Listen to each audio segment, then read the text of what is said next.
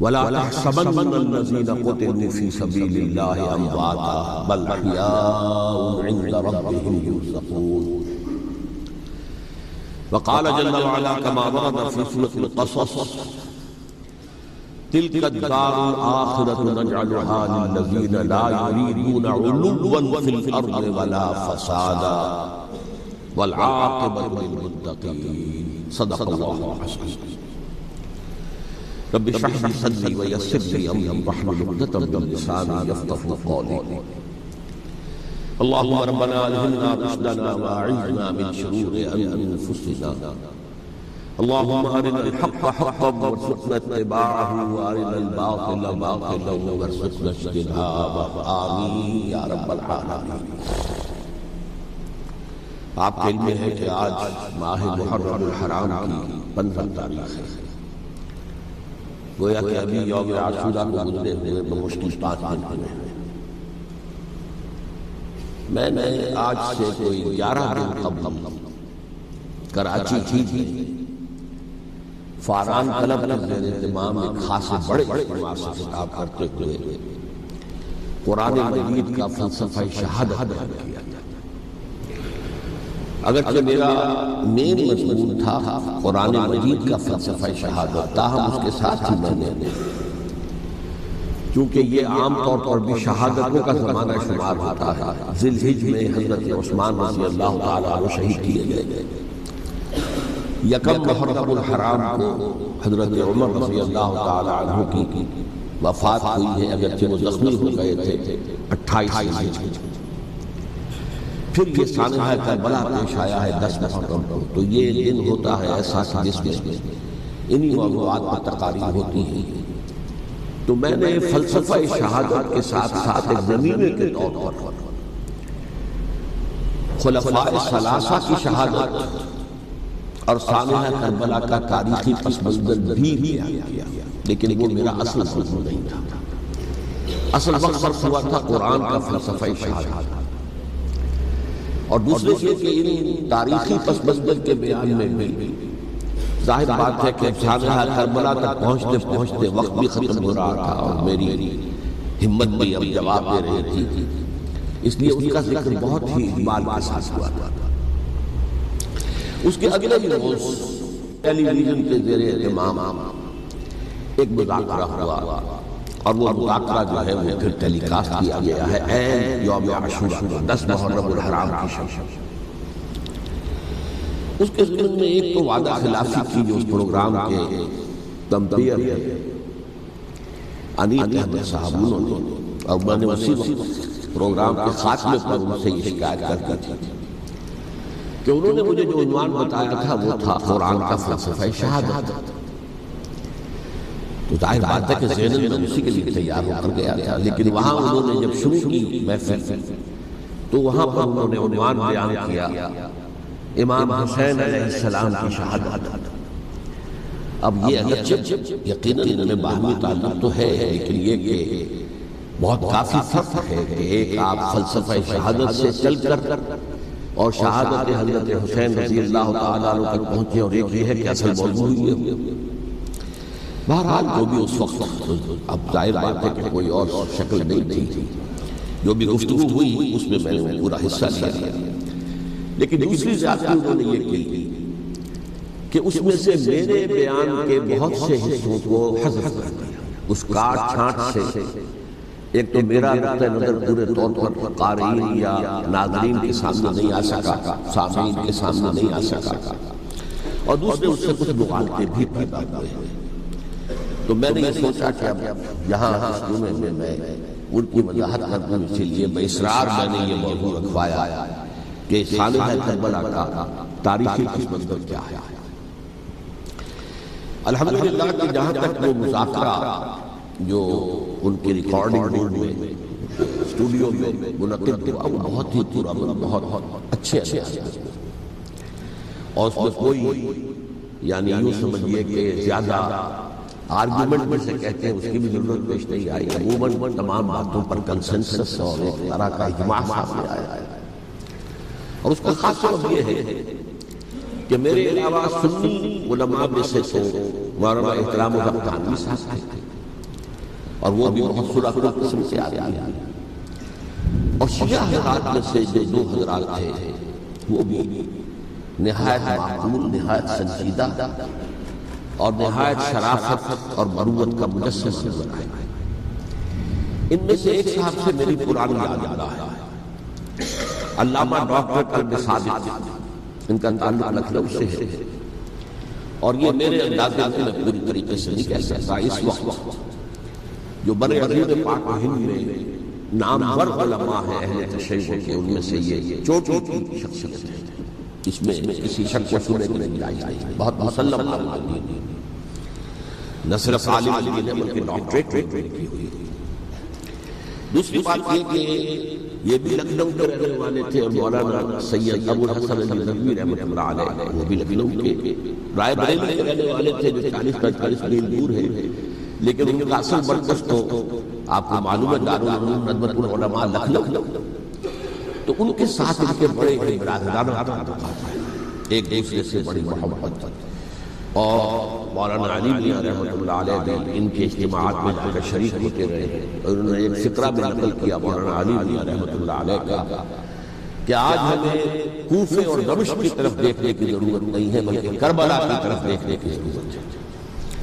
تو بہرحال مولانا علی میاں رحمۃ اللہ علیہ کا جو خاص تعلق تھا حضرت علی رضی اللہ تعالیٰ عنہ کی ذات کے ساتھ، اس پر ان کی ایک عظیم تصنیف ہے حضرت علی کی سیرت مطہرہ پر، وہ خود دلالت کرتی ہے. تو علامہ ڈاکٹر قلب صادق جو ہے وہ ایک تو اہل تشیع کے چوٹی کے علماء میں سے مولانا علی میاں کے ساتھ ان کے برادرانہ تعلقات تھا. خود میرے ساتھ ان کا معاملہ یہ رہا. اس کی وجہ کیا ہے کہ یہ اتحاد بین المسلمین کے بہت بڑے داعی اور علمبردار ہیں. شیعہ سنی جو ہے منافرت اور مقاسمت کی بجائے چاہتے ہیں کہ مفاہمت ہو اور قرب ہو اور غلط فہمیاں پیدا نہ ہو. اسی وجہ سے ان کی خصوصی نظر عنایت مجھ پر رہی ہے. مجھے یہ تو پوری طرح یاد نہیں کہ کراچی میں بھی ان سے ملاقات ہوئی تھی یا نہیں، لیکن ایک مرتبہ لاہور تشریف لائے تھے اور وہاں مجھ سے ملاقات ہوئی تھی. پھر ایک مرتبہ میں نیو یارک میں تھا اور اتفاقا ان کا بھی وہیں پر قیام تھا یا تشریف آوری ہو گئی تھی، تو وہاں بھی بڑی مفصل ملاقات کے لیے تشریف لائے تھے. پھر میرا جو ایک کتاب کہہ لیں درمیانی شے ہے شیعہ سنی مفاہمت کی ضرورت اور اہمیت، اس کے یہ باقاعدہ مبلغ ہیں. اس کے بہت سے نسخے انہوں نے منگوا کر اپنے طور پر یہاں محرم الحرام کی جو ان کی مجالس ہوتی ہیں، اس مرتبہ بھی اسی کے لیے تشریف لائے ہوئے تھے. تو اس کے اندر انہوں نے اس کا تعارف کرایا، اس کی تعریف کی اور اس کے بہت سے نسخے جو ہے وہ فروخت کروائے. تو یہ میں نے اصل میں آپ کے سامنے ایک پس منظر دیا ہے اس شخصیت کا کہ جو اس میں میجر ریپرزنٹیٹیو تھے اہل تشیع کی طرف سے. انہوں نے ایک نکتہ جو بیان کیا، واقعہ یہ ہے کہ میرا ذہن میں ادھر منتقل نہیں ہوا تھا اس سے پہلے. انہوں نے فرمایا کہ یہ اللہ کے راستے میں شہید ہو جانے والوں کو جو اللہ کے راستے میں قتل ہو جائیں، سورہ بقرہ میں تو فرمایا انہیں مردہ مت کہو وَلَا تَقُولُوا لِمَن يُقْتَلُ فِي سَبِيلِ اللَّهِ أَمْوَاتٌ بل احیاء ولکن لا تشعرون. وہ تو زندہ ہے لیکن تمہیں ان کا شعور نہیں. لیکن سورہ آل عمران کے اندر جو آیت آئی ہے وَلَا تَحْسَبَنَّ الَّذِينَ قُتِلُوا فِي سَبِيلِ اللَّهِ أَمْوَاتًا بَلْ أَحْيَاءٌ عِندَ رَبِّهِمْ يُرْزَقُونَ.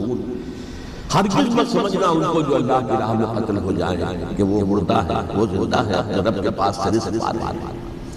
تو انہوں نے کہا کہ اللہ تعالیٰ کی راہ میں قتل ہو جانے والوں کو مقتول کہنا ہی نہیں، سمجھنا بھی نہیں. دل سے بھی بات جو ہے وہ یہ نہیں ہونی چاہیے کہ وہ مردہ ہے بلکہ وہ زندہ ہے. اس شد و مت کے ساتھ وَلَا تَحْسَبَنَّ، ہرگز نہ سمجھنا ان کو جو اللہ کی راہ میں قتل ہو جائیں کہ وہ مردہ ہے، وہ تو زندہ ہے، اپنے رب کے پاس سے رزق پا رہے ہیں. اس طرح میرا ذہن نہیں گیا تھا، میں اس کو تصریف کر رہا ہوں. دوسرے جو شیعہ عالم دین تھے کہ ان کا پورا نام مستحضر نہیں ہے.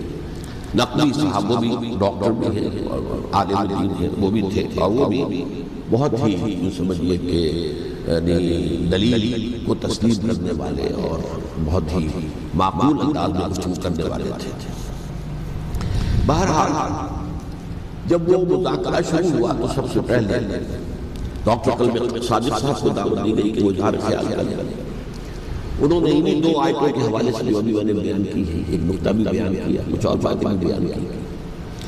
اس کے بعد جب میری باری آئی تو میں نے کہا کہ مجھ سے کچھ اور سوال کیا گیا تھا، لیکن میں نے کہا کہ میں پہلے بات وہیں سے شروع کرنا چاہتا ہوں۔ سوال یہ کیا گیا تھا ڈاکٹر قاسم صادق سے کہ قرآن کا فلسفہ شہادت کیا ہے۔ تو میں نے کہا جو سوال آپ نے ان سے کیا تھا میں اس کے جواب سے اپنی بات شروع کرنا چاہتا ہوں کہ میرے نزدیک قرآن مجید میں اللہ کی راہ میں قتل ہونے کے لیے لفظ شہادت آیا ہی نہیں۔ حدیث میں ضرور آیا ہے بصیغہ مجہول، فقط اس کی شہادت قبول کر لی گئی یا اس کو شہید بنا لیا گیا، اور اس معنی میں صرف ایک جگہ پر امکان ہے پورے قرآن میں، سورہ آل عمران کی ایک آیت میں، وَيَتَّخِذَ مِنْكُمْ شُهَدَاءَ، کہ وہاں اس کے معنی لیے جا سکے مقبول فی سبیل اللہ، باقی کہیں نہیں۔ یہ تو اصل میں کار رسالت کے لیے ایک اصطلاح ہے۔ ہر رسول شاہد بن کر آیا، شہید بن کر آیا۔ یہاں دنیا میں وہ اپنے عمل سے، اپنے قول سے، انفرادی اجتماعی سطح پر حق کی گواہی دیتا رہا، اور قیامت کے دن کھڑے ہو کر پروزیکیوشن وٹنس کی حیثیت سے اپنے قوم کے خلاف گواہی دے گا کہ اللہ میں نے ان کے سامنے تیرا پیغام پہنچا دیا تھا۔ اب جو کچھ انہوں نے کیا اس کے ذمہ دار یہ ہے۔ They can't plead ignorance، وہ یہ نہیں کہہ سکتے کہ ہمیں معلوم نہیں تھا، ہمیں بتایا گیا۔ بہرحال اس پر مجھے بڑی خوشی ہوئی جب علامہ نقوی صاحب اس نقطے کو بہت سراہا، اور انہوں نے تسلیم کیا کہ کچھ دنوں سے مجھے بھی یہ خیال ہو رہا تھا، یعنی یہ کوئی زیادہ پرانا خیال ان کا نہیں تھا۔ انہوں نے فرمایا کچھ دنوں سے مجھے بھی یہ خیال ہو رہا تھا کہ قرآن میں کوئی لفظ شہید اور شہادت زبانی میں ہے۔ میرا گمان یہ ہے کہ چونکہ اس موضوع پر میں نے بہت تقریریں کی، سال سے تقریریں کر رہا ہوں، قرآن کا فلسفہ شہادت کیا ہے، اور اس کے حوالے سے یہ کہ امت مسلمہ کا کیا فرض منصب ہے، شہادت علی الناس کی کیا ذمہ داری ہے کہ امت مسلمہ پر۔ تو یہ تو میری دعوت قرآنی کے اہم مضامین میں سے ہے۔ تو ہو سکتا ہے کہ میری کسی تقریر کی کوئی اڑتی ہوئی خبر ان کے کانوں تک پہنچی ہو، اللہ اعلم، لیکن انہوں نے اس نقطے کو سراہا، اور مجھے اللہ کے فضل و کرم سے مجھے اس پر خوشی ہوئی کہ بجائے اس کے کہ وہ اس پر کوئی آرگیومنٹ کرتے، کوئی بحث و تبحث کرتے، انہوں نے میری اس بات کو تسلیم کیا اور اس کی گویا کہ تائید کی۔ پھر میں نے عرض کیا کہ جہاں تک خلفاء ثلاثہ کی شہادت کا اور شہادت حسین یا ثانیہ کربلا رضی اللہ تعالیٰ عنہم اجمعین کا تعلق ہے، اصل سے اس کو نہیں سمجھ سکتے لوگ جب تک کہ ریولوشن اور کاؤنٹر ریولوشن کا فلسفہ سمجھ نہ آئے۔ جب کسی ملک میں کسی خطہ عرضی میں کوئی انقلابی تحریک چل رہی ہوتی ہے، ظاہر بات ہے ابتدا میں کوئی انقلابی لوگ چند ہوتے ہیں، کمزور ہوتے ہیں، ضعیف ہوتے ہیں، ان سے کوئی خطرہ محسوس نہیں ہوتا، لیکن کشاکش کے دوران ایک وقت آ جاتا ہے کہ پھر جو مخالف انقلاب ہے وہ یہ سمجھ بیٹھتے ہیں، سمجھ جاتے ہیں کہ اب ہماری پیش نہیں جا رہی، اب ہمارا بس نہیں چلے، لہذا سر جھکا دو۔ اسے پنجابی محاورے میں کہا جاتا نیمی پاؤ، اس تو وقت کو گزارا۔ اب اس کے بعد پھر کوئی موقع ملا تو دیکھیں گے کہ اس انقلاب کو ہم انڈو کر سکیں، کاؤنٹر ریولوشنری موومنٹس۔ یہ اصل میں فلسفہ سمجھ میں نہ آئے، اور ریولوشن کا فلسفہ سمجھ میں نہ آئے تو سیرت النبی سمجھ میں نہیں آ سکتا۔ منہج انقلاب نبوی میری کتاب ہے، اس کو پڑھیے تو سیرت کا وہ تجزیہ آپ کے سامنے آئے گا جو آپ کی آنکھیں کھول دے گا کہ سیرت کو ہم کیا سمجھتے رہے اور سیرت اصل میں ہے۔ بہرحال یہ کاؤنٹر ریولوشنری موومنٹس تھی کہ جب عرب میں حضور کو فیصلہ کن قوت حاصل ہوئی، جو بھی مخالفین تھے انہوں نے سر جھکا لیا، سرنڈر کیا، اسلام لے آیا، گویا کہ چھوٹ گئے اسلام کے لباس۔ لیکن وہ تھے کسی تاک میں کہ پھر کبھی موقع ملے تو پھر ہم اس نظام کو تہو بالا کرتے، تلپل کرتے۔ یہ رد عمل سب سے پہلے خود عرب کے اندر تھا، کیونکہ مشرکین عرب کو جب سورہ توبہ کی پہلی 6 آیات نازل ہوئی ہیں جن میں الٹیمیٹم دے دیا گیا کہ اب کسی مشرک قبیلے سے کوئی معاہدہ اللہ کا اور اس کے رسول کا نہیں ہوگا، تمہیں 4 مہینے کی مہلت دی جا رہی ہے، یا ایمان لے آؤ اور یا تمہیں قتل کر دیا جائے گا۔ یہ بہت سخت آیات ہے قرآن کی، سورہ توبہ کی ابتدائی 6 آیات، اور حضرت علی رضی اللہ تعالیٰ عنہ کا کہنا یہ ہے کہ اس آپ کو معلوم ہے کہ مصحف میں یہ واحد صورت ہے جس سے پہلے بسم اللہ الرحمن الرحیم نہیں لکھی بھی، آپ کو نظر آتا ہے، باقی 113 صورتوں کے شروع میں بسم اللہ الرحمن الرحیم۔ تو کیا وجہ ہے؟ یہاں کیوں نہیں؟ حضرت علی کا فرمانا ہے کہ یہ صورت تو تلوار ہاتھ میں لے کر اتری ہے، اور بسم اللہ الرحمن الرحیم میں اللہ تعالیٰ کے دو اسماء ہیں، الرحمن الرحیم. تو یہ گویا کہ اس سے متضاد صورتحال ہے کہ آپ ہمارے لیے آخری موقع یا ایمان لے آؤ اور یا قتل کر دیا جاؤ. اس میں ایک تیسری گنجائش تھی، بہت نکلتی تھی، یا یہ ملک چھوڑ کر چلے جاؤ. اور ایسا بہت سے لوگوں نے کیا، لیکن اکثر لوگوں نے گردن جھکایا. لیکن رد عمل ظاہر ہوا. ایک تو مرتدین کھڑے ہو گئے جنہوں نے نئی نئی نبوتوں کو مان لیا. ایک مانعین زکوٰۃ کھڑے ہو گئے کہ ہم زکوٰۃ تمہیں نہیں دیں گے. یہ رد عمل تھا مشرک عرب کا، مشرکین عرب کا. اور حضرت ابوبکر رضی اللہ تعالیٰ عنہ کے دفتر فضائل کا یہ بڑا اہم باب ہے. with an iron fist. حالانکہ وہ بہت رقیق القلب، کمزور نہیں کوئی جسا انسان تھے، لیکن یہ کہ عظیمت وہ ہے ہمالا جو ہے ان کے اندر ظاہر ہوئی ہے. with an iron fist انہوں نے ساری جو رد عمل کی جو تحریک کی انہیں کچھ نہیں کیا. اور پھر پورے عرب کو گویا کہ اثر نو اس میں اسلام کے نظام کو کنسولیڈیٹ کر کے حضرت عمر کے حوالے رضی اللہ تعالیٰ عنہ. حضرت عمر کے زمانے میں جو جنگیں ہوئی اس میں سلطنت روما جو ہے، جو اس وقت کی دو سپر پاورز تھی، سلطنت روما قیصر روم، ہیراکلیس ہرقل تھا اس وقت کا رومی جو قیصر روم تھا، حکمران تھا، شہنشاہ تھا. اور دوسری طرف ایرانی مملکت تھی، خسرو پرویز کا. لیکن یہ کہ عیسائیت کے ساتھ اسلام کا اس طرح کا تصادم نہیں ہوا تھا حضور کے زمانے میں، بلکہ نجاشی رحمۃ اللہ علیہ نے مسلمانوں کو بنا دی تھی.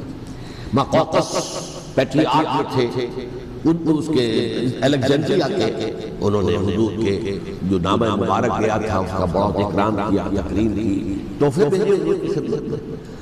ہرقل نے بھی کوشش کی تھی کسی طریقے سے، جیسے کوئی 250 برس پہلے یا 300 برس پہلے، 300 برس پہلے جیسے کانسٹنٹائن جو ایمپرر تھا روم کا، اس نے عیسائیت قبول کی تھی اور ساری سلطنت عیسائی ہوئی تھی، لہذا اس کی سلطنت باقی رہی، اس کی حکومت باقی رہی.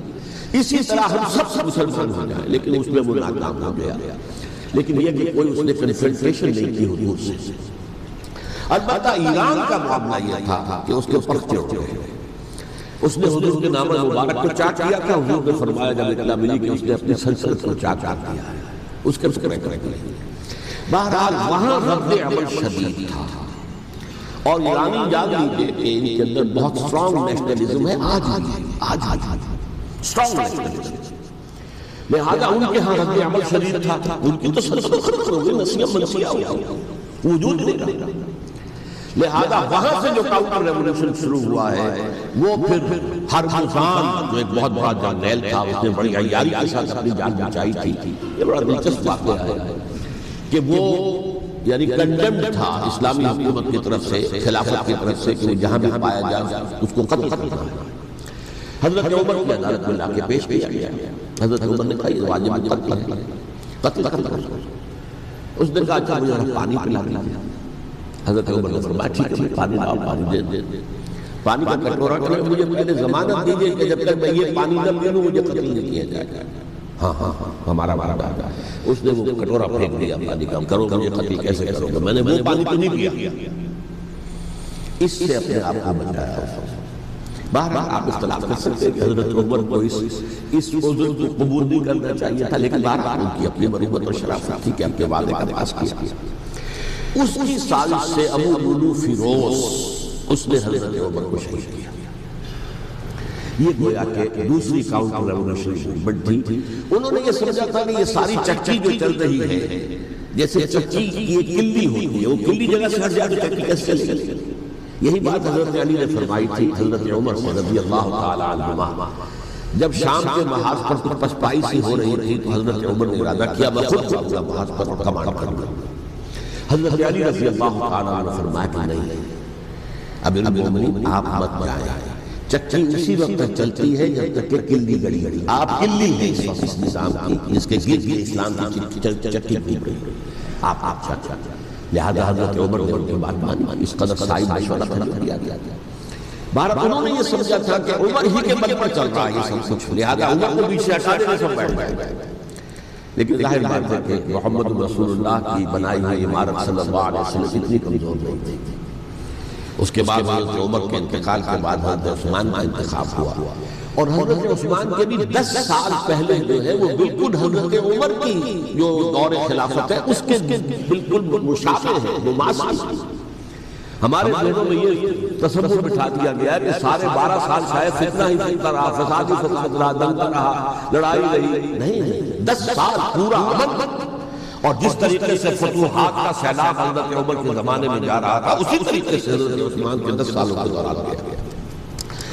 آخری 2 سالوں میں ایک فتنہ اٹھا ہے، یہ فتنہ کیا ہے؟ اس کو سوچیں۔ مذاہب کی جو 3 سے کنفرنٹیشن ہوئی تھی، ایک تو یہ کہ مملکتوں میں سے مملکت برکت مملکت ایران، رومی سلطنت کی 2 ٹانگیں مسلمانوں نے توڑ دی، شمالی افریقہ سے نکال دیا، مغربی ایشیا سے نکال دیا، لیکن یورپ میں وہ قائم تھا، اس کی سلطنت تھی، لیکن ایرانی سلطنت کا بالکل پورا پاچا ہو گیا۔ اسی طریقے سے 3 مذاہب سے کنفرنٹیشن ہوئی، مشرکین عرب سے، اس کا میں بیان کر چکا ہوں، ان کا پہلا بار حضرت ابوبکر کے عہد خلافت میں ہو گیا۔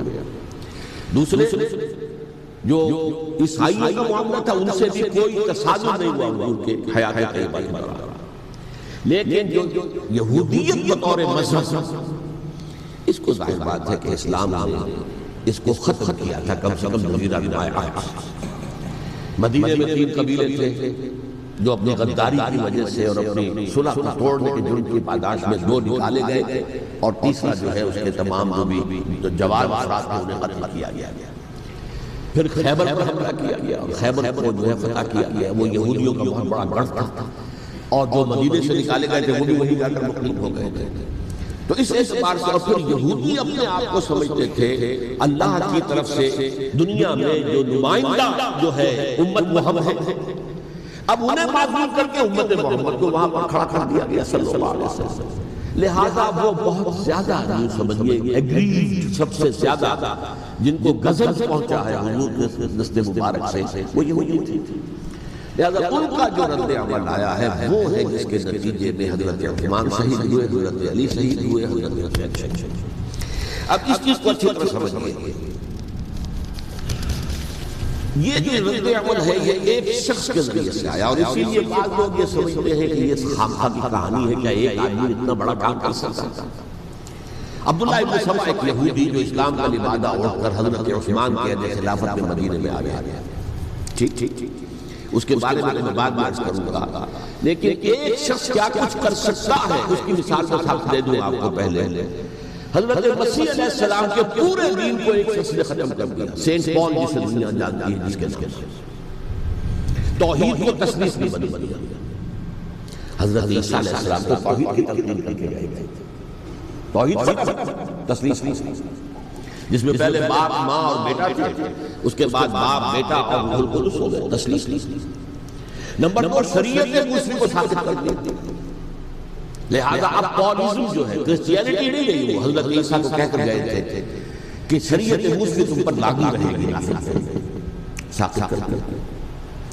نمبر 3 اس نے عیسائیت کے دائرہ تبلیغ کو وسیع کر دیا، جنجائز یا غیر یہودیوں، حالانکہ حضرت مسیح کہہ رہے تھے کہ تمہیں صرف یہودیوں سے خطاب کرنا ہے، اور میں صرف اسرائیل کے گھرانے کی کھوئی ہوئی بھیڑوں کی تلاش میں آیا۔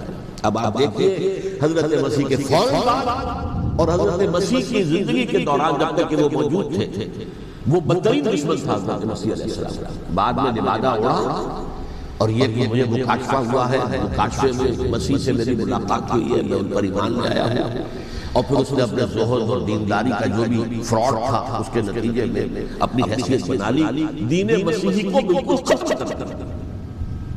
آج کہاں ہے دین مسیحی؟ دی 100 کے مصنف نے بھی صاف لکھا ہے کہ جب تک حضرت مسیح دنیا کے اندر موجود تھے، عیسائیت کی حیثیت یہودیت کے ایک فرقے سے جا رہی تھی، یہودیوں کا ایک فرقہ، ایک جماعت، بس یہ سینٹ پال ہے جس نے اسے ایک مستقل مذہب کی حیثیت اختیار کیا۔ تو it should be called Paulism، اور یہ ایک آدمی کا کارنامہ۔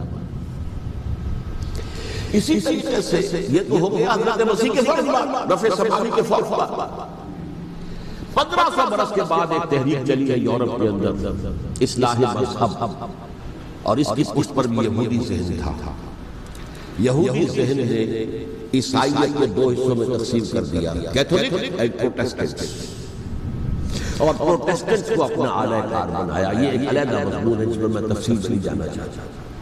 میری کتاب بھی موجود ہے اس موضوع پر، سابقہ اور موجودہ مسلمان امتوں کا ماضی حال و مستقبل، اس میں نے تفصیل کی. یہ جو تقسیم ہوا ہے تو وہ پہلی بات ایک یہودی، جیسے کہ علامہ اقبال نے مارکس بھی تو ایک یہودی تھا. تو ابلیس کی مجلس شورا میں بڑا پیارا شعر ہے، وہ یہودی فتنہ گر، وہ روح مصدق کا بروز، ہر قبا ہونے کو ہے اس کے جلوس سے چار چار. یہ ایک یہودی فتنہ گر مارکس نے وہ تصور دنیا کو دیا جس نے عظیم انقلاب برپا کیا روس کے اندر، بولشوک ریولوشن، اور جو پھر آدھی دنیا میں پھیل گیا. آج سے 50 سال پہلے امریکہ کانپتا تھا روس کے سامنے کھڑا پر کانپتا، اس لیے کہ روس سائنسی ترقی میں امریکہ سے بہت آگے تھے. اس کے ایسٹروناٹ پہلے گئے ہیں خلا کے اندر، امریکہ تو بہت پیچھے. بہرحال اس نے جس طریقے سے یہ سزا کا خاتمہ کرایا ہے وہ ایک علیحدہ بات ہے، میں اس وقت اس طرف نہیں جانا چاہتا، لیکن جان لیجئے کہ وہ ایک شخص کا کارنامہ، وہ یہودی فتنہ گر، وہ روح مصدق کا بروز، ہر قبا ہونے کو ہے اس کے جلوس سے تار تار. اسی طرح وہ عبداللہ ابن سبا یہودی فتنہ گر. آج اہل تشیع میں بعض حضرات کہتے ہیں کہ یہ عبداللہ ابن سبا یہ تو افسانوی شخصیت، اس کی حقیقت کوئی تھی نہیں.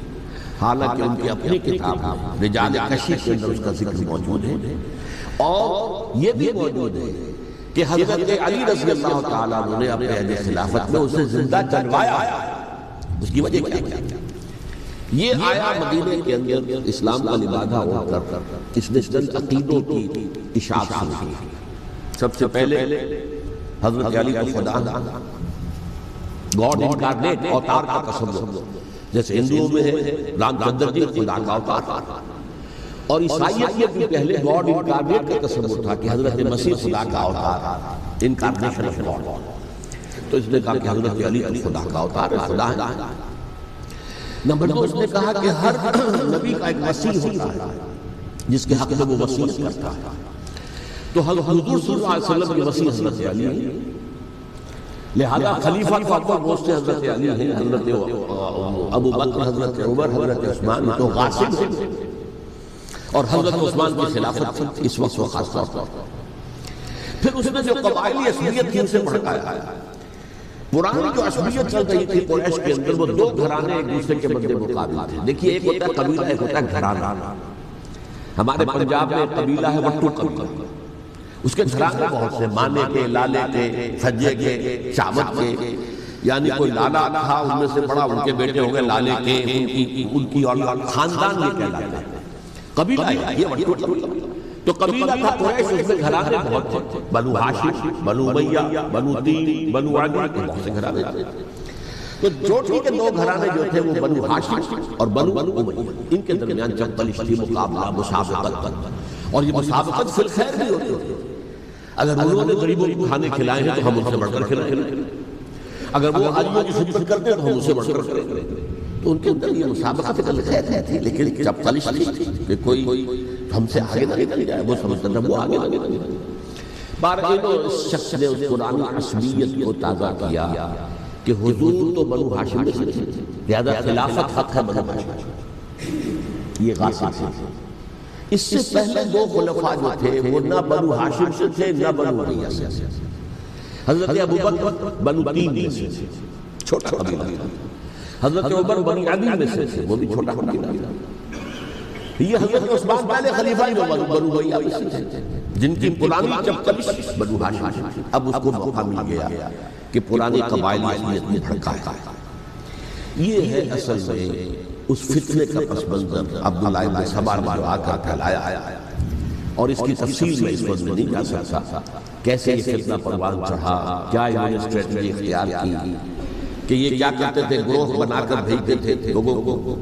کوفے میں جاؤ تو وہاں پر دمشق کے گورنر کے خلاف اور مصر کے گورنر کے خلاف الزامات لگاؤ، اس نے یہ کیا، وہ غبن کر گیا، وہ یہ کر گیا، وہ خیانت کر رہا ہے، وہ رشتہ داروں کو پال رہا ہے.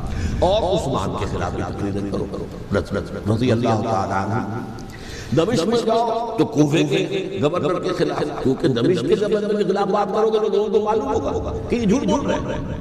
لیکن یہ کہ وہاں پہ تم بات کرو کوفے کے گورنر کے خلاف اور مصر کے گورنر کے خلاف اور حضرت عثمان کے خلاف، مصر میں جاؤ تو بات کرو کوفے کے اور شام کے گورنر کے خلاف اور حضرت عثمان کے خلاف۔ یہ انہوں نے ایسا اٹھایا، اور اس زمانے میں آپ کو معلوم ہے ذرائع نشر و رسائی تھے نہ اس فتنے کی پتہ چل سکا جب تک کہ وہ فتنہ جو ہے پوری طرح برگزار لا کر تلاوت رکھتے بن گئے۔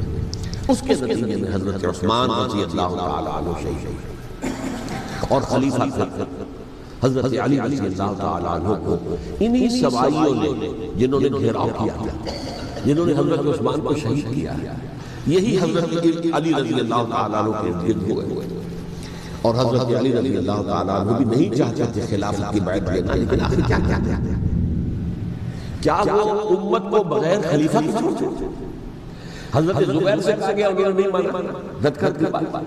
حضرت طلحہ سے کہا گیا انہوں نے نہیں مانا، حضرت علی سے کہا گیا، اب عشرہ مبشرہ میں سے یہی تھے، لہذا انہوں نے تسلیم کر لیا، خلافت ہو گئی۔ لیکن اس کے بعد جو خانہ جنگی ہوئی، اس خانہ جنگی کے نتیجے میں نوٹ کر لیجئے کہ 1,00,000 کے قریب مسلمان ایک دوسرے کی تلواروں اور نیزوں اور برچھیوں اور تیروں سے ہلاک ہوئے۔ یہ ہماری تاریخ کا تاریخ ترین باب ہے۔ 5 سال، 4.5 سال حضرت علی کی خلافت اور 6 مہینے حضرت حسن کی خلافت رضی اللہ تعالیٰ عنہ۔ اس سے کیا ہوا کہ ایک طرف اسلام کی جو توسیع ہو رہی تھی، تھمتا نہ تھا کسی سے سیل رواں ہمارا، وہ سیلاب ہو گیا، انٹرنل سیبوٹاژ ہو گئی نا، تو اندر ہی آپس ہی میں اگر دستوں غریبان ہو گئے تو باہر اب کیا توسیع کرتے ہیں، وہ توسیع کا عمل ہو گیا۔ اور یوں سمجھئے کہ جیسے ٹرک اگر کبھی چل رہا ہو، بھرا ہوا ہو لوڈنگ، اور وہ چڑھائی چڑھ رہا ہو تو اگر کہیں موشن چھوٹ جائے، ٹرک کو رکنا پڑے تو ڈرائیور کے جان پر بن جاتی ہے، اس لیے کہ اس کو دوبارہ سٹارٹ کرنا، اور جبکہ وہ چڑھائی پر انکلائن پر آسان کرنا خطرہ ہوتا ہے، وہ پیچھے جو ہے وہ نہ جائے۔ اور پہاڑی علاقے میں آپ کو معلوم ہے ذرا پیچھے جانے کا مطلب جو ہے بہت خطرناک جو ہے نتیجہ نکل سکتا ہے۔ بہرحال حضرت علی رضی اللہ تعالیٰ عنہ نے اپنے خلافت میں ایک کام یہ کیا، اب اس کی کیا مصلحتیں تھیں یہ تو انہی کے لیے ہوگا، ہم قیاس کر سکتے ہیں، میں اس میں نہیں جانا چاہتا۔ ابھی تک خلافت کا مرکز تھا مدینہ منورہ، حضرت ابوبکر، حضرت عمر، حضرت عثمان، وہی جہاں حضور صلی اللہ علیہ وسلم رہتے اور جہاں پر کے حضور مدفون تھے۔ لیکن حضرت علی نے اپنا مرکز جو ہے وہ کوفہ بنا لیا۔ اچھا، اس کی ایک ظاہری وجہ یہ سمجھ آتی ہے کہ اسلام کا جو پھیلاؤ ہو گیا تھا، وہ سلطنت اتنی وسیع ہوئی تھی کہ مدینہ منورہ بہت جنوب میں اور بڑے صحرا کو عبور کر کے جانا تھا۔ کوفہ جبکہ ایسے مقام پر تھا کہ جہاں سے مشرقی راستہ جا رہا ہے ایران کو، عراق کے اندر تو ہے وہ شہر کوفہ، اور پھر ایران، خراسان، ہندوستان کا راستہ جا رہا ہے، وہیں سے شمال کی طرف جا رہا ہے، شام کی طرف اور ترکی کی طرف، اور وہاں سے پھر یہ کہ مغربی افریقہ کو بھی کنٹرول کرنا، جو شمالی افریقہ کو بھی آسان تھا۔ بہرحال حضرت علی نے کوفہ کو اپنا مرکز بنایا، اور نتیجہ یہ ہوا کہ سبائیوں کا بھی مرکز وہی بنا، چونکہ انہوں نے اپنے آپ کو گردا گرد رکھا حضرت علی کے رضی اللہ عنہ۔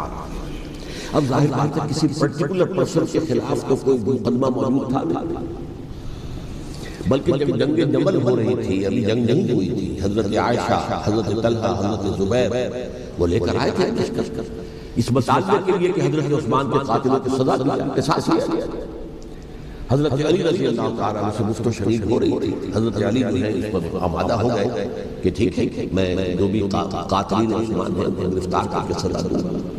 این اسی وقت کوفے کی مسجد کے اندر جو ہے 10,000 کا مجمع کھڑا ہو گیا، ہم سب قاتل عثمان، لو ہم سے بدلہ کام کرو۔ اور انہوں نے کیا کیا، جاتے ہیں جنگ چھیڑ دی، جب چھڑ جائے تو یا مرو یا مارو، اس کے علاوہ کوئی چارہ کار ہوتا ہی نہیں۔ ایک رات میں 10,000 مسلمان شہید، جن میں 2 عشرہ مبشرہ میں سے حضرت زبیر اور حضرت طلحہ رضی اللہ تعالیٰ عنہ۔ تو یہ صورت تھی، سبائیوں نے گھیراؤ کیا حضرت علی رضی اللہ تعالیٰ عنہ۔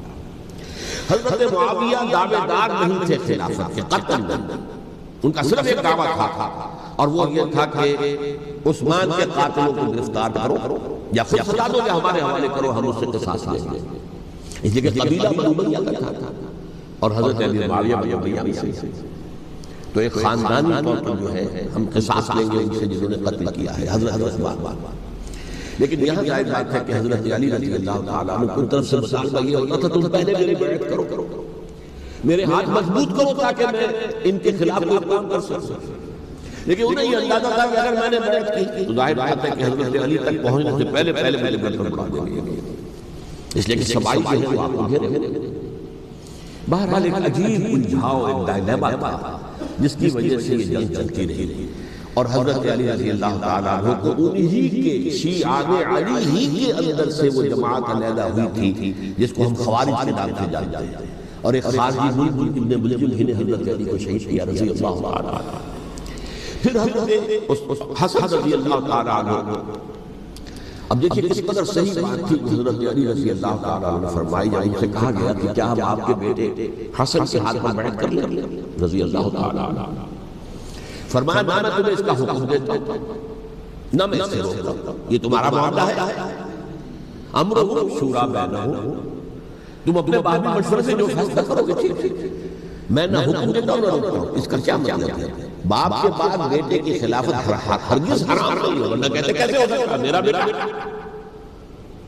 نہیں. یہ نہیں کہا. حضرت عمر سے بھی کہا گیا تھا کہ اپنے بیٹے کو نامزد کر دیں عبداللہ ابن عمر کو، تو انہوں نے جواب میں کیا کہا؟ اسے تو طلاق دینی بھی نہیں آتی. انہوں نے اپنی کسی زوجہ کو طلاق دی تھی، اس میں جو صحیح ترین طریقہ ہے وہ اختیار نہیں کیا جاتا. انہیں طلاق دینی تک نہیں آتی تو میں اسے یہ نہیں کہا تھا کہ باپ کے بعد بیٹا خلیفہ نہیں ہو سکتا. یہ نہیں کہیں خراب نہیں، نہ کتاب و سنت میں، نہ کوئی حدیث میں، نہ کہیں قرآن مجید میں. تو حضرت علی نے بھی فرمایا رضی اللہ تعالیٰ نہ میں روکتا ہوں نہ حکم دیتا ہوں، یہ تمہارا اپنا معاملہ ہے. بہرحال حضرت حسن رضی اللہ تعالیٰ عنہ نے حضرت امیر معاویہ سے صلح کر لی، خلافت کو سپرد کر دی. دیکھیے میں حضرت ابوبکر، حضرت عمر، حضرت عثمان، حضرت علی کے ساتھ حضرت حسن کے دور خلافت کو بھی خلافت راشدہ مسلسل کرتا ہوں.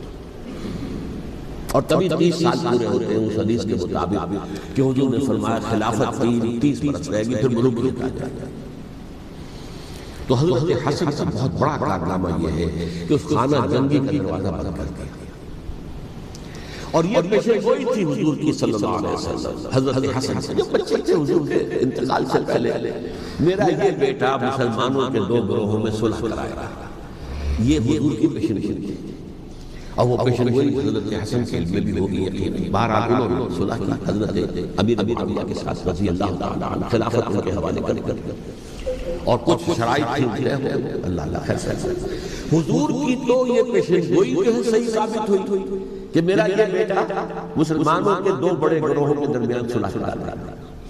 اور سبائیوں نے انہیں تانے دیے یا عار المومنین، اے مومنوں کے لیے موجب عار، موجب شر تم نے بزدلی دکھائی، تم نے امیر معاویہ کو خلیفہ تسلیم کر دیا، تم نے بزدلی دکھائی. معاذ اللہ ثم معاذ اللہ ثم معاذ اللہ. اب میں کچھ باتیں حضرت امیر معاویہ کے بارے میں کہنا چاہتا ہوں، اس لیے کہ وہاں اس میں میں نے حضرت معاویہ کے بارے میں یہ تو بہت حدمت کے ساتھ کہا تھا، اور میں اب بھی اس پر قائم ہوں اور پوری طریقے سے قائم ہوں. میرا مستقل موقف یہ ہے کہ حضرت معاویہ رضی اللہ تعالیٰ عنہ کے دور خلافت کو ہم خلافت راشدہ میں شامل نہیں سمجھتے، اہل سنت میں کوئی نہیں سمجھتا. لیکن اس کے ساتھ میں نے حضرت امیر معاویہ کے کچھ مناقب بھی بیان کیے تاکہ پلڑا جو ہے ترازو کا اس کے دونوں پلڑے سامنے آ جائے. لیکن وہ حصہ میرے اس بیان کا نکال دیا گیا، ختم کر دیا گیا. یہ میں نہیں جانتا کہ اس میں کیا مصلحت دیکھی گئی ہے. اس میں تو کسی کے لیے کوئی معاملہ ایسا نہیں تھا کسی کی بات کو جو ہے وہ ٹھیک پہنچانے والا. کیونکہ میں نے کہا وہ خلیفہ راشد نہیں تھے، صاف صاف، بلکہ وہ دور ملوکیت کا آغاز ان سے ہو گیا.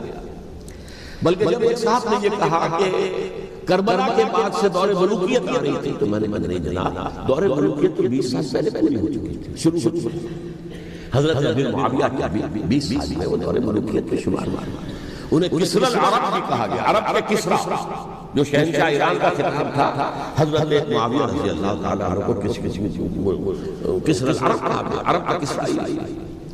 لیکن دوسری طرف یہ ہے کہ وہ صحابی رسول رضی اللہ تعالیٰ حضور کے برادر نسبت ملی، حضور کے سالے، ان کی ہمشیرہ ام حبیبہ حضور کی زوجہ محترمہ ام المومنین ام حبیبہ رضی اللہ تعالی عنہا پھر کس قدر معتمد علیہ تھے حضور کے کہ کاتبان وحی میں شامل تھے. وحی کی کتابت کرنے والے چند لوگ تھے جنہیں کہ حضور کہتے تھے کہ اب یہ آیت لکھ لو. ان میں سے ایک امیر معاویہ رضی اللہ تعالی. تو بڑے توازن کی ضرورت ہے. دیکھیے صحابہ کرام کا جہاں تک تعلق ہے، اہل سنت کا موقف یہ ہے کہ صحابہ کو کلہم عدول، صحابہ سب کے سب نیک نیت تھے اور ان کی روایت جو ہے قبول کی جائے گی، رد نہیں کی جائے گی، ان پر کوئی جرح و تعدیل نہیں ہوگی. اس لیے کہ ان کا تزکیہ محمد رسول اللہ صلی اللہ علیہ وسلم نے کیا. لہذا یہ تو ہو سکتا ہے کہ کسی صحابی سے کوئی خطا ہوا ہے، لیکن وہ خطا اجتہادی ہوگی، نیت کی خطا ہوگی، نیت کی غلطی. اگر کسی صحابی کی نیت پر حملہ کیا جائے تو یہ اصل میں کام ہے، حملہ ہے حضور پر کہ وہ تربیت دے نہیں سکے اپنے ساتھیوں کو. معاذ اللہ ثم معاذ اللہ ثم معاذ اللہ، وہ تزکیہ کر ہی نہیں سکتے. 3 جگہ جو قرآن میں آیا ہے یتلو علیہم آیاتہ ویزکیہم، تو کیا تزکیہ کیا؟ اگر ان کے قریب ساتھی جو تھے، اگر ان کے اندر بھی بدنیت تھی اور دنیا کی طلب تھی اور دنیا کے اندر اقتدار حاصل کرنے کا جذبہ تھا، تو کیا تزکیہ کیا؟ معاذ اللہ ثم معاذ اللہ. لہذا صحابہ سب کے سب عدول ہیں اور ان سے اختلاف ممکن ہے، لیکن ان کی نیت پر حملہ نہیں کر سکتا. تو حضرت امیر معاویہ کی شخصیت ایک چیز ہے، آپ کا دور خلافت دوسری چیز. شخصیت کے اعتبار سے صحابی رسول ہیں، برادر نسبتی ہیں حضور کے صلی اللہ علیہ وسلم. اور پھر یہ کہ اس قدر معتمد علیہ ہے صحابہ میں سے کہ وہ کاتبان وحی، یہ عام آدمی کے کرنے کا کام نہیں تھا جو وحی کی کتابت اللہ کے کلام. البتہ یہ ہے کہ جیسا کہ میں نے عرض کیا ان کا دور خلافت میں راستہ ڈال ہے، وہ ملوکیت کا دور ہے. یہ میں نے عرض کیا، میں نے بھائی صاحب نے جب یہ کہا کہ ملوکیت شروع ہو رہی تھی، شروع نہیں ہو رہی تھی، ملوکیت تو 20 سال پہلے شروع ہو چکی تھی. اسی طریقے سے ایک صاحب نے کہا تھا کہ اسلام کو قائم کرنے کے لیے حضرت حسین سے دان آیا. میں نے کہا یہ بھی غلط ہے. اسلام تو 60 سال پہلے قائم ہو چکا تھا. نبی اکرم صلی اللہ علیہ وسلم کے دست مبارک سے اسلام قائم ہو گیا. جعل الحق وزهق الباطل ان الباطل كان زهوقا. پھر 30 برس تک وہ کامل شکل کے اندر قائم رہا. تو اسلام جو ہے در حقیقت اب قائم کرنے والی بات نہیں تھی. البتہ اس کے اندر زوال شروع ہو گیا تھا. اس زوال کے عمل کو روکنے کے لیے حضرت حسین میدان میں آیا. یہ ایک چیز کو صحیح تاریخی پرسپیکٹیو میں رکھنا. تو جس طرح سے دین کو قائم کرنے کے لیے دیکھیے قائم کیا محمد رسول اللہ صلی اللہ علیہ وسلم والذین معہ رضی اللہ تعالی عنہ انہوں نے کیا. ہاں اب جو ہے وہ اپنی اس شاندار حیثیت سے نیچے گرنے لگا تھا. وہ میں بات عرض کروں گا کہ میں نے اسے کیا عرض کیا تھا کہ یہ اس زوال کو روکنے کے لیے کسی طریقے سے یہ اپنی اصل حقیقت پہ قائم رہے. یہ حضرت حسین رضی اللہ تعالی عنہ کی سعید تھی. اچھا حضرت امیر معاویہ کے جو 20 سال ہیں وہ پورے امن سکون اطمینان، کوئی جھگڑا، کوئی فساد، کوئی اختلاف، کوئی باہمی خاندانی، کچھ 20 سال. یہ بھی تاریخ کی بڑی چشم کشا حقیقت ہے جو عام طور پر لوگوں کے علم میں نہیں. سبائی بھی دبتے رہے. حضرت امیر معاویہ کی حکومت اتنی مضبوط تھی، کنٹرول، کہ ان کو کچھ سر اٹھانے کا موقع نہیں ملا. موجود تھے طبقے رہے، جیسے کہ میں نے کہا ریولوشن سے آخری مرحلے پر آ کر جو مخالفین ہیں وہ دب جاتے کہ پھر دیکھیں کہ موقع ملے گا تو پھر لیں گے. اسے حساب سے کہا 20 سال رہے ہیں پورے عمل میں. 10 سال کے بعد یعنی درمیان میں ہے حضرت امیر معاویہ کا عہد خلافت. ایک صحابی جو کہ بزرگ صحابہ میں سے ہیں، مغیرہ بن شعبہ رضی اللہ تعالی عنہ، وہ آتے ہیں، وہ کہتے ہیں کہ دیکھیے امیر المومنین کتنی بڑی خانہ جنگی رہی تھی مسلمانوں کی آپس میں، اور اب بھی اگر آپ کسی کو نامزد کیے بغیر چھوڑ گئے امت کو تو پھر خانہ جنگی ہو جائے. 1 لاکھ اس وقت جو ہے وہ ہلاک ہوئے تھے، نہ کتنے ہلاک. لہذا آپ اپنی زندگی ہی میں نامزد کر دیجئے کسی کو خلیفہ ولی عہد. حضرت علی معاویہ نے ابتداءً جو ہے انکار کیا، لیکن ان کے دلائل ایسے تھے وزنی، اور میں سمجھتا ہوں کہ وہ بات صحیح تھی جو مغیرہ بن شعبہ نے کہی. اس لیے کہ اب صحابہ کرام میں سے جو کبار صحابہ تھے وہ سب دنیا سے رخصت ہو چکے تھے. اب تو یا صغار صحابہ آ گئے تھے جو حضور کے زمانے میں بچے تھے، حضرت حسن، حضرت حسین، عبداللہ ابن زبیر کے بچے تھے، یا تو اور یا بالکل نو مسلم تھے، اور نو مسلموں میں بڑی تعداد وہ تھی جو ایرانیوں کی تھی، شامیوں کی تھی، انہوں کی تھی، ادھر کی تھی، تو ان کو ظاہر بات ہے کہ تربیت نبوی سے کیا خلافت راشدہ سے بھی اکثر و بیشتر کو حصہ ملا ہی نہیں۔ تو اس صورت میں اب اعلیٰ ترین معیار پر حکومت کے نظام کو قائم کرنا ممکن نہیں ہے۔ کوئی قبائلی عصبیت جب تک حکومت کی پشت پر نہیں ہوگی، حکومت مستحکم نہیں ہوگی۔ یہ گویا کہ ایک جس کو کہتے ہیں کہ حقیقت دینی، واقعیت پسندی، ایک آئیڈیالزم ہے اور ایک ریئلزم ہے کہ آپ فیکٹس آن دی گراؤنڈ کو غور کریں، سوچیں اس کے اوپر اور پھر فیصلہ کریں۔ اس اعتبار سے پھر حضرت ابی معاویہ نے بات مان لی اور بیعت لے لی لوگوں سے حضرت یزید کے لیے کہ یہ خلیفہ ہوں گے میرے بعد، اس کو ولی عہد کہتے ہیں۔ اچھا، اس وقت 5 افراد ایسے تھے کہ جنہوں نے اس سے اختلاف کیا۔ یہ بات بہت اہم ہے۔ میرا کتاب کیا ہے، سانحہ کربلا، اس کے کچھ نسخے آج یہاں ہوں گے، آپ لوگ پڑھیے اسے غور سے اور پھیلائیے تاکہ حقیقت سامنے آئے۔ 5 افراد کون تھے جو ہونے چاہیے؟ ابو بکر فوت ہو گئے، ان کے بیٹے عبد الرحمن ابن ابی بکر۔ عمر فوت ہو گئے، ان کے بیٹے عبداللہ ابن عمر۔ عباس فوت ہو گئے، ان کے بیٹے عبداللہ ابن عباس۔ زبیر فوت ہو گئے، ان کے بیٹے عبداللہ ابن زبیر۔ اور حضرت حسن جو ہے ان کا انتقال ہو چکا تھا، حضرت علی کے بیٹے حضرت حسین رضی اللہ تعالیٰ عنہ اجمعین۔ حضرت حسن کے بارے میں ایک فریق کا کہنا یہ ہے کہ انہیں زہر دے کر ہلاک کیا، اہل تشیع کی قول ہے، جبکہ اہل سنت کہتے ہیں کہ نہیں، وہ اپنی جو بھی طبیعی موت تھی اس سے ان کی وفات، لیکن میں اس میں نہیں جانا چاہتا، اس لیے کہ یہ مائیکرو ہسٹری جو ہے وہ تو ایک ایک واقعے کے لیے ادھر کی روایات کیا، ادھر کی کیا ہے، ان کے پاس کیا دلائل ہے، یہ تو کسی ریسرچ اسکالر کا موضوع میرا موضوع ہے۔ لیکن بہرحال یہ 5 حضرات تھے جنہوں نے ولی عہد کی بیعت نہیں کی، لیکن حضرت معاویہ اتنے حلیم الطبع انسان تھے، انہوں نے جبر نہیں کیا، کوئی تشدد نہیں کیا۔ ٹھیک ہے، ولی عہد کی بیعت نہیں کرنا، کوئی بات نہیں، میری بیعت تو کی ہوئی ہے، ابھی تو میں زندہ ہوں، بات ختم ہو گئی، میری بیعت کو نہیں توڑا، فرسٹ بیعت کی۔ اس اعتبار سے انہوں نے نہ کوئی تشدد کیا، نہ جبر کیا، نہ کوئی مواخذہ کیا۔ لیکن جب امیر معاویہ کا انتقال ہو گیا، اب ولی عہد کی بجائے وہ اب خلافت کی بیعت، سب ان 5 میں سے ایک فوت ہو چکے تھے، حضرت عبد الرحمن ابن ابی بکر فوت ہو چکے رضی اللہ عنہ۔ 4 تھے، ان چاروں میں ایک اختلاف تھا۔ 2 کی رائے یہ تھی، عبداللہ ابن عمر، عبداللہ ابن عباس، کہ اگرچہ یہ کام غلط ہوا ہے، اسلام کی روح کے منافی ہوا ہے، یہ بادشاہت کی بنیاد پر رہی ہے، لیکن یہ بات ایسی نہیں ہے کہ اس کی بنا پر ہم خانہ جنگی شروع کروا دیں، خون خراب کروانا، فساد کروانا، لہذا انہوں نے بیعت کر لی۔ اب کوئی اگر یہ کہے معاذ اللہ کہ وہ بک گئے تھے یزید کے ہاتھ میں، معاذ اللہ ثم معاذ اللہ، وہی بات آپ اختلاف کر سکتے ہیں کہ انہیں نہیں کرنی چاہیے، یہ کوئی رائے رکھے کہ یہ اختلاف نہ، لیکن ان کی نیت پر حملہ کریں گے تو حملہ محمد رسول اللہ کا ہوگا صلی اللہ علیہ وسلم۔ عبداللہ ابن عمر کون ہے؟ کتنی حدیثیں ان سے جو ہے وہ منقول ہیں۔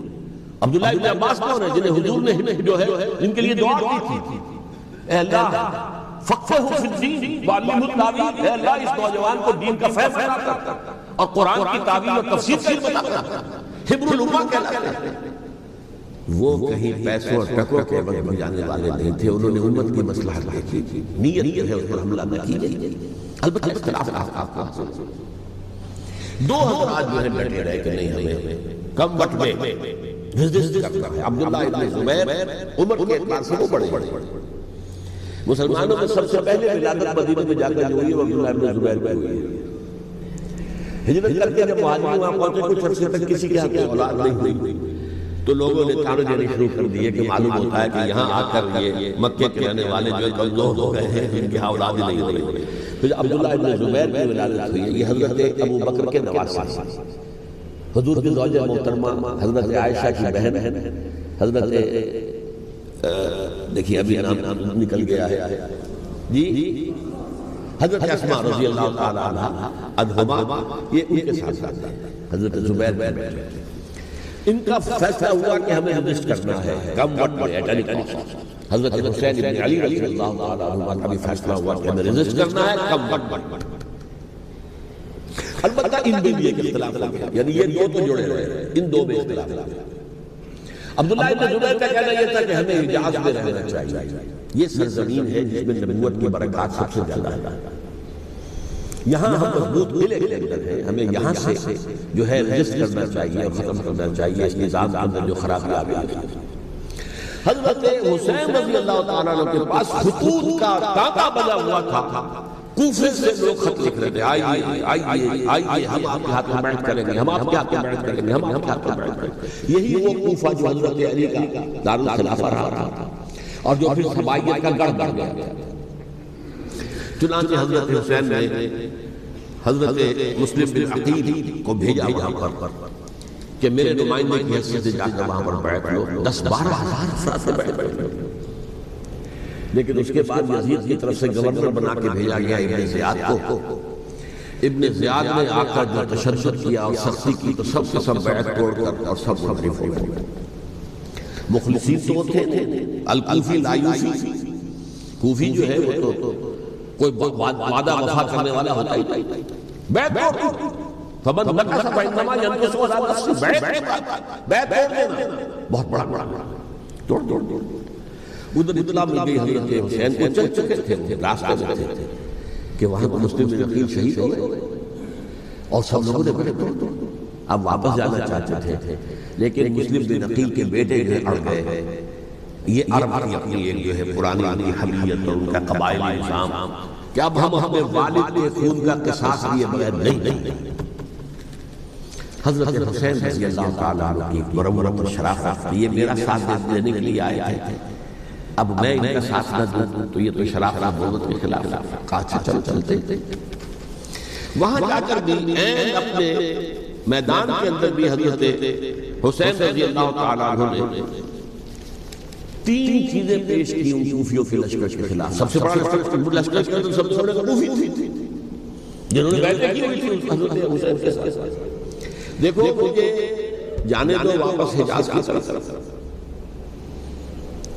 یا مجھے سرحدوں پر بھیج دو تاکہ میں کافروں کے ساتھ جنگ کرتے ہوئے اپنی جان دے دوں، یا مجھے یزید کے پاس جانے دو، میں اپنا معاملہ اس سے طے کر لوں۔ لیکن کوفیوں کو یہ گوارا نہیں تھا، اگر یہ یزید کے پاس پہنچ گئے تو ہمارا کچا چھٹا ٹھٹا بیان کر دیں گے کہ مجھے تو ان لوگوں نے برگلا کر بلایا تھا۔ اس لیے کہ دیکھیے حضرت امیر معاویہ کے 20 سالوں کے دوران میں بتا چکا ان کی حکومت اتنی مستحکم تھی کہ اس کے خلاف تو فتنہ اٹھانا ممکن نہیں تھا۔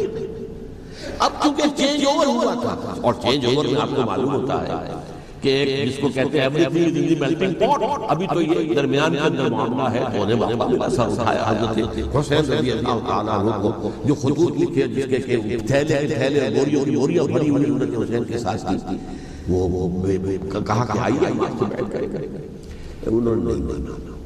اور اصل میں حضرت حسین کے قاتل وہ کوفی، وہ بزدل، وہ منافق جنہوں نے بیعت کر کے بیعت توڑی، اور اب وہ آ گئے کہ اگر یہ حسین رضی اللہ تعالیٰ عنہ بچ کر کہیں یزید کے پاس پہنچ گئے تو پھر ہمارا کچا چٹھا جو ہے وہ سامنے آ جائے گا اور ہماری پھر شامت آ جائے گا۔ لہذا انہوں نے کیا حضرت حسین کو رضی اللہ تعالیٰ عنہ۔ ایک بات جو علامہ ڈاکٹر قلب صادق نے فرمائی، مجھے میرے علم میں یہ بات پہلے نہیں تھی، وہ یہ کہ حضرت حسین کے قتل کا فتویٰ ایک بہت بڑے مفتی نے دیا۔ یہ بات بھی ذرا سمجھ حضرت حسین رضی اللہ تعالیٰ عنہ کے قتل کا فتویٰ ایک بہت بڑے مفتی نے دیا۔ کیوں دیا تھا؟ اس لیے کہ حضور کی احادیث موجود ہیں کہ جب ایک شخص کی ایک خلیفہ کی بیعت ہو جائے تو دوسرا اگر کھڑا ہو تو اسے قتل کر کھلی اسی لیے ایک بہت بڑے مفسر بھی ہیں، فقیہ بھی ہیں، قاضی ابن العربی رحمۃ اللہ علیہ، ایک ابن عربی ہے الف لام کے بغیر، ابن عربی، وہ بہت بڑے صوفی ہیں، فلسفی ہیں، اندلس کے۔ یہ قاضی ابن العربی ہے جنہوں نے قرآن کی تفسیر لکھی ہے اس اعتبار سے کہ صرف ان آیات کی تفسیر جن سے کہ فقہی احکام جو ہیں ان کا استعمال ہوتا ہے.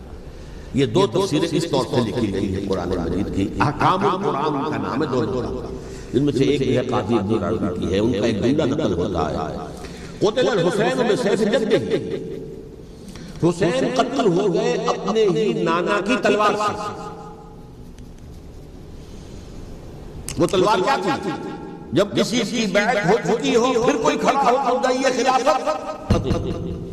میرے نزدیک حضرت حسین مدعی خلافت نہیں تھے. یہ بات اس وقت سامنے لوگوں کی نہیں آئی، بلکہ حکومت نے یہ باور کرا دیا کہ یہ تو باغی ہے، یہ مدعی ہے خلافت. انہوں نے تو دعویٰ دیا خلافت. وہ تو صرف اس عمل کو روکنے کے لیے میدان میں آئے تھے. اور اس بات کو اچھی طرح سمجھ لیجئے کہ اس وقت تک یہ جو تصور آج ہمارے پاس ہے کہ ریاست علیحدہ ہے، حکومت علیحدہ ہے. State of Pakistan, we are loyal to the state of Pakistan. ہم ریاست پاکستان کے وفادار ہیں، گورنمنٹ آف پاکستان کے وفادار نہیں. We are not loyal to the government. Government تو کبھی بے نظیر کی تھی، ہم اس کے خلاف جاری کرتے تھے، یا کبھی کسی اور کی تھی اس کے خلاف جاری کرتے تھے، یا کبھی لاہور کی تھی اس کے خلاف جاری کرتے تھے. گورنمنٹ کو بدلنا تو عوام کا حق ہے. آج اس وقت نہیں تھا. اس وقت ریاست اور حکومت کا کوئی فرق نہیں تھا. لہذا جو حکومت سے اختلاف کرے گویا کہ باغی ہے. یہ ہے اصل میں وہ پیچیدہ مسئلہ کہ کیوں کسی مفتی نے فتویٰ دیا.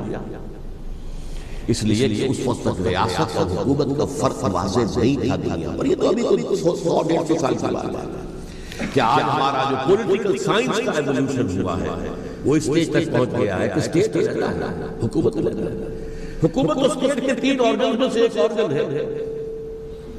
ایڈمنسٹریشن حکومت کی ہے، جوڈیشری ہے اور لیجسلیچر ہے. 3 آرگن سے بڑے بڑے سے ایک. تو حکومت کو بدلنا تو عوام کا حق ہے، چاہے وہ ووٹ کے ذریعے بدلے چاہے ایجوکیشن. اگر پورا ایجوکیشن ہے اس سے حکومت کو بدلنے کا حق حاصل ہے دستوری طور پر ہر ایک. اس وقت یہ نہیں تھا.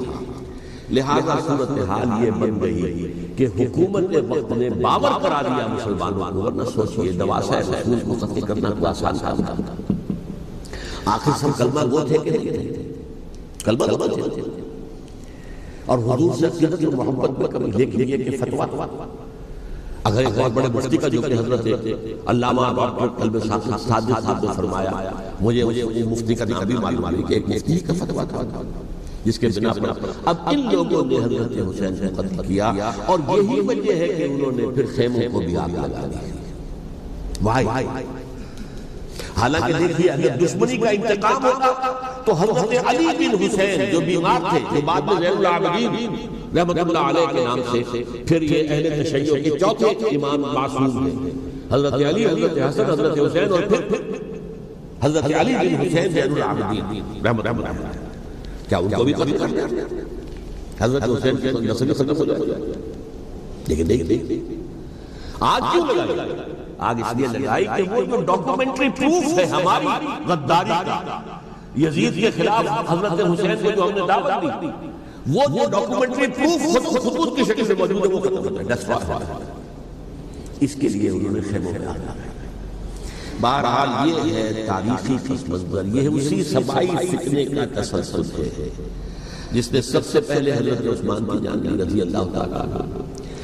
5 سال تک مسلمانوں میں خانہ جنگی رکھی. حضرت علی کو پھر شہید کیا اور اس کے بعد جو ہے 20 سال حضرت امیر معاویہ کے سر نہیں اٹھا سکے.